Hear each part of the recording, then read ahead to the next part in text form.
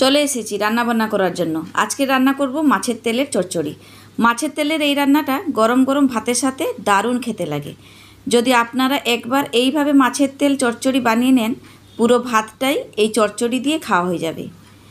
মাছের তেল চচ্চড়ি রান্না করা খুবই সহজ, কোনো মশলাপাতি ছাড়াই এই রান্নাটা হয়ে যায়। আমি এই রান্নাতে কাতলা মাছের তেল নিয়েছি, আপনারা চাইলে রুই মাছের তেল দিয়েও বানিয়ে নিতে পারেন। মাছের তেল চচ্চড়ি করার জন্য আমি কতগুলো সবজি নিয়ে নিয়েছি। যেমন এখানে নিয়েছি মিষ্টি কুমড়ো, আর সাথে নিয়েছি অনেকগুলো পুঁই শাক। বাজার থেকে নিয়ে এসেছি পুরো টাটকা টাটকা পুঁই শাক। পুঁই শাকের ডগাগুলো খুবই নরম, আর ডাঁটাগুলোও নরম আছে, তাই সব কটা শাক আমি এই মাছের তেলে চচ্চড়িতে দিয়ে দেবো। আর তার সাথে দেবো আমি বেগুন, আর নিয়েছি 4টে মতো পটল, এই আলু, পটল, মিষ্টি কুমড়ো, বেগুন আর পুঁই শাক দিয়ে আজকে আমি এই কাতলা মাছের তেলের চচ্চড়িটা রান্না করব। সমস্ত সবজিগুলো কেটে কুটে নেব, আর তার আগে কিন্তু মাছের তেলটাকে ভালো করে পরিষ্কার করে নিতে হবে। তো মাছের তেলটাকে ভালো করে কেটে ধুয়ে পরিষ্কার করে রেখে দিয়েছি, আর তার সঙ্গে সঙ্গে আমি সব সবজিগুলোও কেটে কুটে নিয়েছি। আচ্ছা, সব সবজিগুলো তো কেটে নিয়েছি, আর পুঁই শাক পাতাগুলোকে আলাদা করে রেখেছি, আর ডাঁটাগুলোকে ওই সবজির সাথে দিয়ে দিয়েছি। ওগুলোকে দিয়ে দিলাম কারণ ডাঁটাগুলো একটুখানি শক্ত ছিল, তাই সবজির সাথে কেটে একেবারে ধুয়ে রেডি করে রেখেছি। আর এখানে ঝুড়িতে শুধু খালি পাতাগুলো আছে আর পুঁই শাকের ডগাগুলো আছে। আজকে মাছের তেলের চচ্চড়িটা শুধু পেঁয়াজ আর চেরা কাঁচা লঙ্কা দিয়েই আমি বানাবো। তো প্রথমে কড়াইটা ভালো করে গরম করে নিয়ে সর্ষের তেল দিয়ে দিলাম। অল্প দিয়েছি সর্ষের তেল, যেহেতু মাছের তেলে চচ্চড়ি রান্না করছি, তাই মাছের তেল থেকে তো তেল বেরোবে, তাই অল্প তেল দিলাম। তো তেলটা গরম হয়ে যাওয়ার পর চেরা কাঁচা লঙ্কা আর পেঁয়াজ কুচিটা দিয়ে একটু লাল করে ভেজে নিলাম, আর তারপরে দিয়ে দিচ্ছি মাছের তেল। মাছের তেলটাকে ধুয়ে পরিষ্কার করে নিয়েছি, তারপরে আমি ছোট ছোট টুকরো করে কেটে নিয়েছি। চলুন, প্রথমে কাজ হচ্ছে মাছের তেলটাকে পুরো লাল করে ভেজে নেওয়া।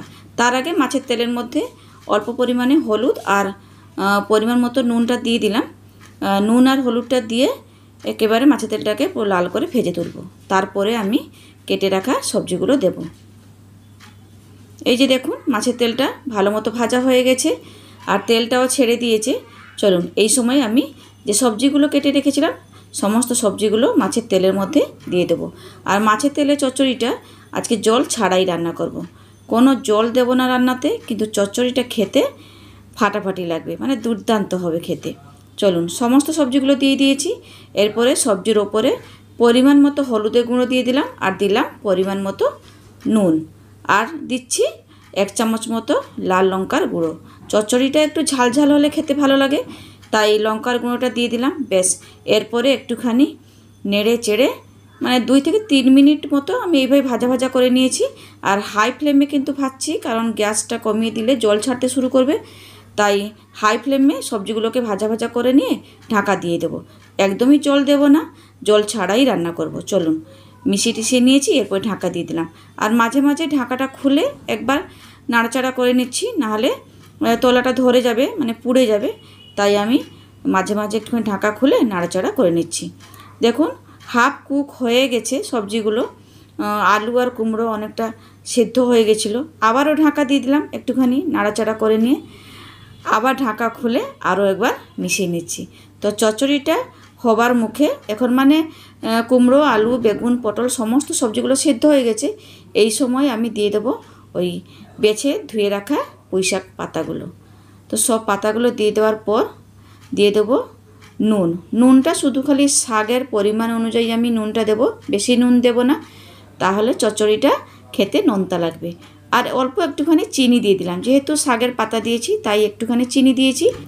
পুঁই শাকটাকে দিয়ে আমি একেবারে ঢাকা দিয়ে দিলাম। বেশ 3 থেকে 4 মিনিট মতো ঢাকা দিয়ে দিয়েছিলাম। এরপরে ঢাকাটা খুলে আমি পুঁই শাকের পাতাগুলো সিদ্ধ হয়ে গেছে, তাই একবার সবজির সাথে ভালো করে মিশিয়ে নিচ্ছি। ভালো করে মিশিয়ে নেওয়ার পর আবারও আমি ঢাকা দিয়ে দেবো। আর এই চচ্চড়িটা আমি ঢাকা দিয়েই রান্না করব। তো সব সবজির সাথে পুঁই শাকের পাতাগুলোকে ভালো করে মিশিয়ে নিয়েছি, এরপরে ঢাকা দিয়ে দিলাম। প্রায় 10 থেকে 15 মিনিট আমি এইভাবে ঢাকা দিয়ে রান্না করছিলাম, আর মাঝে মাঝে একবার নাড়াচাড়া করে দিচ্ছিলাম। চলুন, রান্না তো মোটামুটি হয়ে গেছে। আর বন্ধুরা, মাছের তেলে চচ্চড়িটা আজকে খেতে কিন্তু দুর্দান্ত হয়েছিল।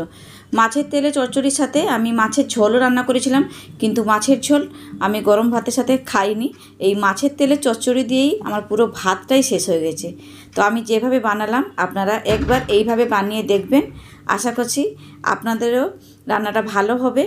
আর যদি রান্নাটা ভালো হয় তাহলে কমেন্টস করে অবশ্যই জানাবেন আমার এই রান্নাবান্নার ভিডিওগুলো আপনাদের কেমন লাগে। তাহলে বন্ধুরা আজকের মতো এখানেই থাকলাম, আবার ফিরে আসবো একটা নতুন রান্না নিয়ে আর নতুন ধরনের একটা ভিডিও নিয়ে। ততক্ষণ সবাই ভালো থাকবেন, সুস্থ থাকবেন, টাটা। আর রান্নাটা কেমন লাগলো অবশ্যই কিন্তু কমেন্টস করে জানাবেন।